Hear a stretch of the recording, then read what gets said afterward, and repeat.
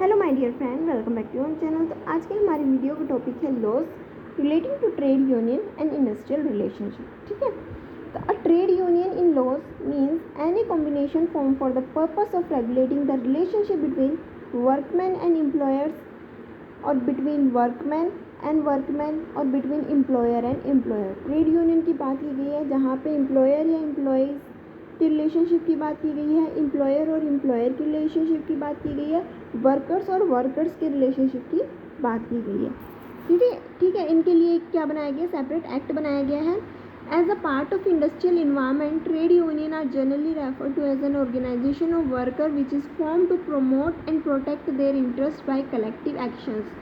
ये एक एक्ट बनाया गया जिसमें उनके इंटरेस्ट को प्रोटेक्ट करने के लिए बनाया गया, यानी कि वर्कर्स के इंटरेस्ट को प्रोटेक्ट करने के लिए बनाया गया है या फिर एम्प्लॉयर्स के इंटरेस्ट को प्रोटेक्ट करने के लिए एक्ट बनाया गया है। तो इंडियन ट्रेड यूनियन एक्ट 1926 क्या है, एक तरीके का लैंडमार्क है in the history of trade union movement in India. Basically क्या होता है ना कि कई बार स्ट्राइक्स कर देते हैं एम्प्लॉयज़, क्या करते हैं, स्ट्राइक करते हैं, और कई बार क्या करते हैं, उनकी जो अननेसेसरी डिमांड होती है, किसकी, एम्प्लॉयज़ की अननेसेसरी डिमांड जो है उसकी वजह से हमारा एम्प्लॉयर क्या करता है, ऑर्गेनाइजेशन में लॉकआउट कर देता है। लॉकआउट क्या होता है, लॉकआउट एक ऐसी सिचुएशन होती है जहाँ पे एम्प्लॉयर्स फैक्ट्रीज़ को जो है वो ताला लगा देते हैं, क्योंकि या तो वो अपनी बात को मनवाना चाहते हैं वर्कर से, या फिर जो अननेसेसरी हड़ताल की जा रही है, अननेसेसरी स्ट्राइक वगैरह की जा रही है, उसको रोकने के लिए जो है इंडस्ट्री में लॉकआउट लगा दिया जाता है। हम जब इंडस्ट्रीज़ में लॉकआउट लगा दिया जाएगा तो एम्प्लॉयज़ काम नहीं कर पाएंगे, तो वो अपना जो है वो घर कैसे चला पाएंगे। तो लॉकआउट जो है वो एम्प्लॉयर के द्वारा की जाती है। तो एम्प्लॉयर्स की जो टीम होती है, जब सारे एम्प्लॉयर्स मिल जाते हैं, ठीक है, या फिर जब सारे एम्प्लॉयज़ मिल जाते हैं, स्ट्राइक करते हैं, तो ये जो ग्रुप है, ये जो टीम है एक पर्टिकुलर ग्रुप्स का, उसको हम बोल रहे हैं ट्रेड यूनियन। ये एम्प्लॉयर्स का भी हो सकता है, एम्प्लॉयज़ का भी हो सकता है। ठीक है, तो इसके रिगार्डिंग ही एक एक्ट आया था। It is by virtue of its provision that trade union have a legal status and their officers are and members enjoy immunity against civil and criminal liabilities for concentration actions. The act lays down the rights and liabilities of registered trade union and regulating their functions. तो यहाँ पे ये कहा गया कि क्या rights है, क्या लाइबिलिटीज़ है ट्रेड यूनियंस के, और उनके क्या क्या फंक्शंस है, उसके बारे में हम जो है इस एक्ट में पढ़ने वाले हैं।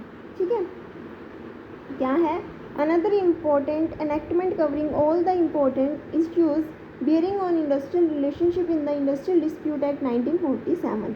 It is aimed at prevention and settlement of industrial dispute expeditiously and provide for works community to be constituted in every industry establishment with equal members of representatives of workmen and employers to promote to measures for securing and preserving friendly relationship for good relationship between the employer and workman. यहाँ पे एक another act आया, पहला था हमारा trade union act, ठीक है, उसके बाद आता है हमारा इंडस्ट्रियल डिस्प्यूट एक्ट 1946। इसके अंदर क्या होता है, कई बार डिस्प्यूट अराइज हो जाते हैं ऑर्गेनाइजेशन के अंदर एम्प्लॉयर्स और एम्प्लॉयज़ के बीच में। उस डिस्प्यूट को सॉल्व करने के लिए एक एक्ट बनाया गया ताकि हमारे जो एम्प्लॉयर और एम्प्लॉयज़ हैं उनके बीच में अच्छा फ्रेंडली रिलेशनशिप बना रहे, ताकि ऑर्गेनाइजेशन स्मूथली क्या कर सके, वर्क कर सके। तो बेसिकली उसके लिए एक्ट बनाया गया था। उसके बाद आता है हमारा provision is also made for central and state government to appoint conciliation officer if necessary a board of conciliation to mediate and promote the settlement of an industrial dispute. इसमें कहा गया कि मान लो इन केस इंडस्ट्री के अंदर किसी भी तरीके का डिस्प्यूट अराइज होते हैं, तो उस डिस्प्यूट को सॉल्व करने के लिए, सेटल करने के लिए क्या बनाया गया, एक सेंट्रल और स्टेट गवर्नमेंट ने काउंसिलेशन ऑफिसर को अपॉइंट किया। मान लो इन केस काउंसिलेशन ऑफिसर जो है वो सॉल्व नहीं कर पाया डिस्प्यूट, तो उसके बाद जो है डिस्प्यूट किसके पास जाता है, बोर्ड ऑफ काउंसिलेशन के पास जाता है, ताकि वो क्या करे, इंडस्ट्रियल डिस्प्यूट्स को सॉल्व करें। इसके बाद आता है act also provide a 3 tyre judiciary machinery for settlement of disputes. It consist of labour court, industrial tribunals और नेशनल ट्रिब्यूनल। इसके बाद 3 टायर जुडिशरी मशीनरी को जो है वो बनाया गया था ताकि इस तरीके की जो भी डिस्प्यूट वगैरह होते हैं उसको सेटल करने के लिए। तो इसके अंदर 3 टायर मशीनरी अगर हम बात करें तो कौन कौन सी है, लेबर कोर्ट, इंडस्ट्रियल ट्रिब्यूनल और नेशनल ट्रिब्यूनल। यहाँ पे जाके क्या कर सकते हैं, डिस्प्यूट वगैरह को सॉल्व आउट कर सकते हैं। एक अनदर एनेक्टमेंट जो है वो बनाई गई थी, एक अनदर एक्ट जो है इसी में लाया गया, कौन सा था, industrial employment standing order act 1946। अब ये एक्ट क्या कहता है, which aim at defining the conditions of employment of industrial workers so as to avoid dispute arising from uncertainty in terms of employment, discharge, etc. It applies to every industrial establishment wherein 100 or more workers are employees. इस act के अंदर कहा गया, कौन सा act, industrial employment standing order act 1946, ये act लाया गया।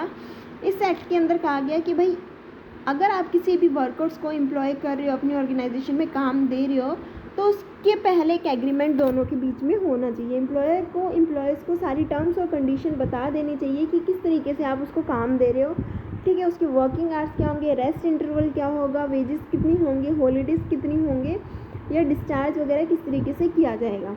तो ये सारी चीज़ें आपको पहले से ही जो है एग्रीमेंट में मेंशन करनी होंगी ताकि डिस्प्यूट की सिचुएशन ना अराइज हो, ठीक है। तो ये कहाँ पे अप्लाई होता है, उस एस्टेब्लिशमेंट में, उस इंडस्ट्रीज़ या फैक्ट्रीज़ में अप्लाई होता है जहाँ पे 100 या उससे ज़्यादा एम्प्लॉयज़ वर्क करते हैं।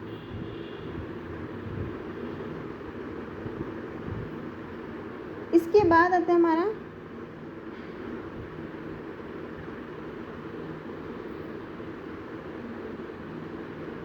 ठीक है। तो ये एक्ट जो थे हमें इसमें पढ़ने थे, law relating to trade union and industrial relationship के अंदर। इसके अंदर हमने 3 एक्ट पढ़े हैं बेसिकली।